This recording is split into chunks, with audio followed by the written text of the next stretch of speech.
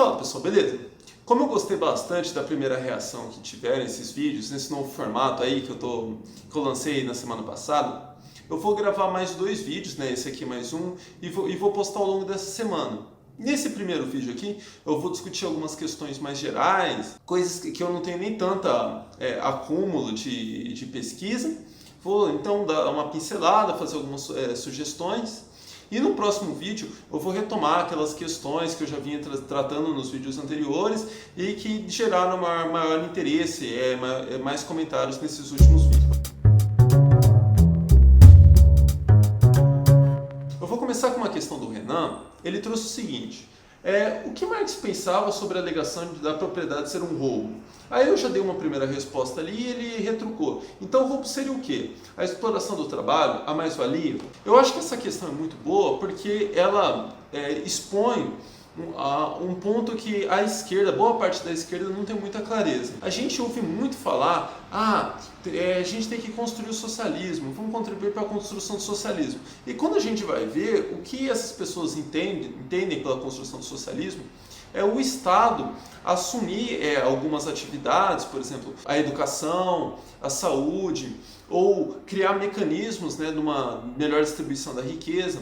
Todos esses movimentos aqui, eles são, na verdade, ajustes nas regras do modo de produção capitalista. Por que eu estou falando isso? Porque quando a gente fala, a propriedade é um roubo, a exploração do trabalho é um roubo, a extração do mais-valor é um roubo, a gente está, na verdade, incorrendo numa grande confusão. Por quê? Porque o modo de produção capitalista, ele tem as suas regras, ele tem uma lógica. Inclusive que essa lógica que cria as condições para que esse modo de produção siga se perpetuando. E essas regras, elas pressupõem a propriedade privada e a exploração do trabalho, a extração do mais-valor.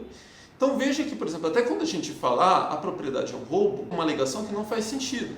Porque para algo ser roubado, para algo ser tirado de alguém, esse algo já teria que pertencer à primeira pessoa no primeiro momento. Então a propriedade já está pressuposta. Quanto à questão do trabalho, o próprio Marx coloca, dentro do modo de produção capitalista, a regra do modo de produção capitalista é de que o trabalhador vai vender a sua força de trabalho. Quando o trabalhador vende a força de trabalho, significa que o capitalista tem o direito de se apropriar do resultado do trabalho. É a mesma forma com que ele compra lá as máquinas para usar aquelas máquinas para produzir mercadorias. Ele compra a força de trabalho para essa força de trabalho, juntamente com as máquinas, produzir essas mercadorias. Portanto, essas mercadorias pertencem ao capitalista. Isso não é um roubo dentro do regramento do modo de produção capitalista.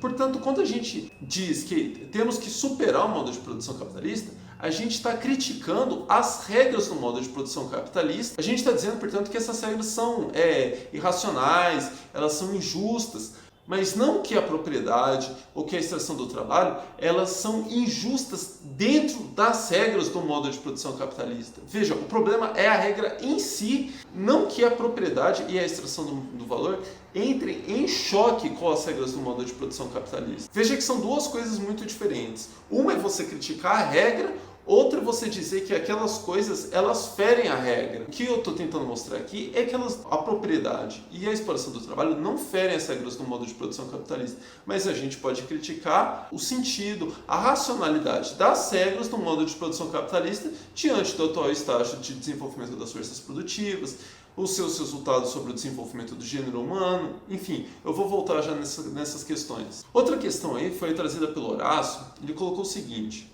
Facebook produz dados. A força de trabalho dele é de centenas de milhões de pessoas que são viciadas em trabalhar de graça para ele 24 horas por dia, 7 dias por semana, em todos os cantos do globo. Como analisar esse fenômeno na ótica marxista? Bom, quem tem estudado esse tema do Facebook é o pessoal lá do Trama de Belo Horizonte. O que eu tenho para dizer sobre esse tema é fruto de reflexões muito rápidas, muito esparsas, e eu não tenho tanta pesquisa para trazer grandes contribuições no tema. Eu acho que o que o Horácio está querendo trazer aqui, e se não for isso, retruque aí, que enfim, a gente discute essa questão em outros vídeos, pensando como é que fica a geração do valor e do mais-valor do Facebook no momento em que ele nem tem que pagar a força de trabalho, porque a força de trabalho está trabalhando de graça, enfim. Eu, na verdade, questiono primeiro se o Facebook, se essas atividades, elas geram valor. É porque se você parar bem para pensar, esses dados, né, que são produzidos pelo Facebook, eles têm um uso principalmente ali comercial. As empresas vão se valer, né, de conhecer melhor o perfil dos usuários do Facebook para conseguir entregar uma publicidade mais bem direcionada.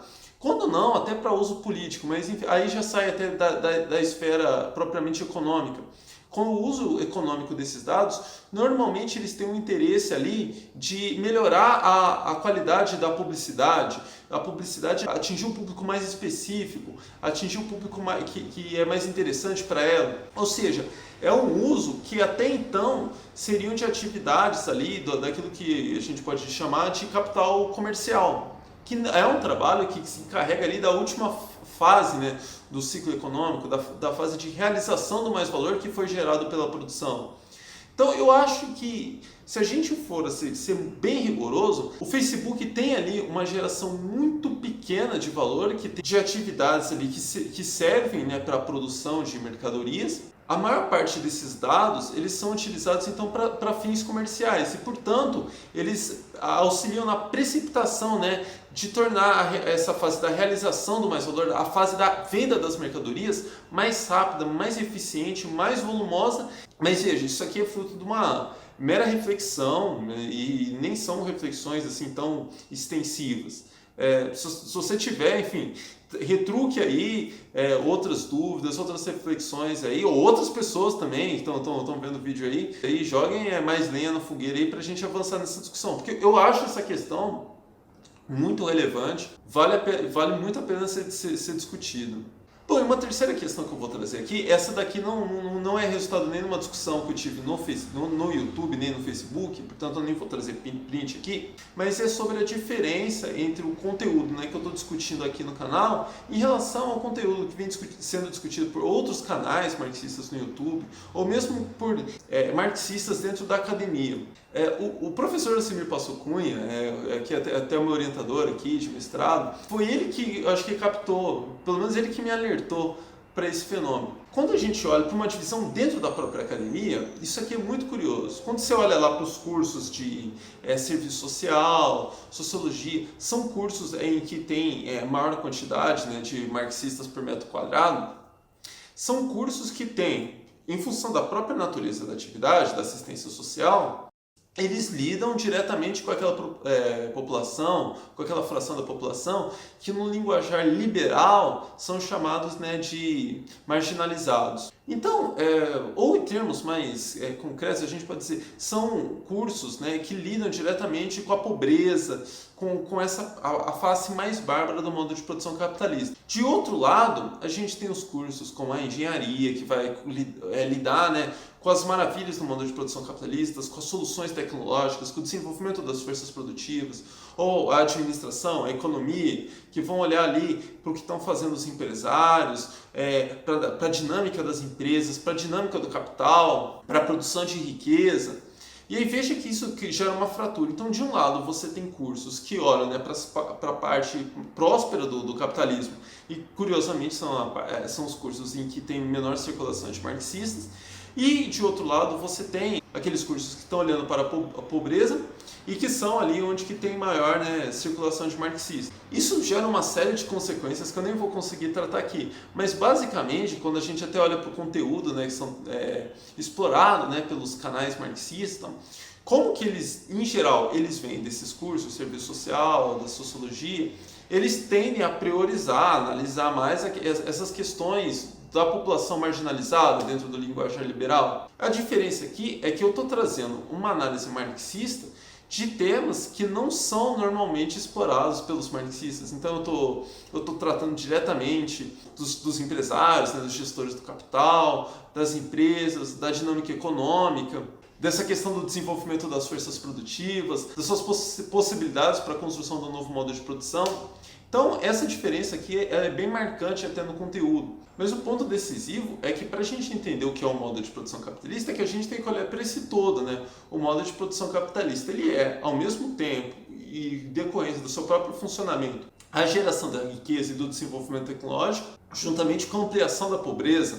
Então, só olhando para esse todo que a gente consegue entender de fato, né, o que o modo de produção capitalista realmente é, e para fazer a crítica, né, do modo de produção capitalista, levantar quais são os seus maiores problemas e pensar a construção de um modo de produção alternativo. Bom, então com essas considerações eu encerro esse primeiro vídeo aqui, mas eu adiciono, né, que eu gostaria que vocês assistissem esses vídeos de forma bem ativa, conforme eu vou falando algumas coisas, que fere o ouvido de vocês, ou que gera alguma curiosidade, enfim, já vai se preparando aí para ir comentando, para trazendo essas questões, e aí que eu vou pegando essas questões e aí já nas próximas semanas eu quero um outro vídeo já comentando os comentários, enfim.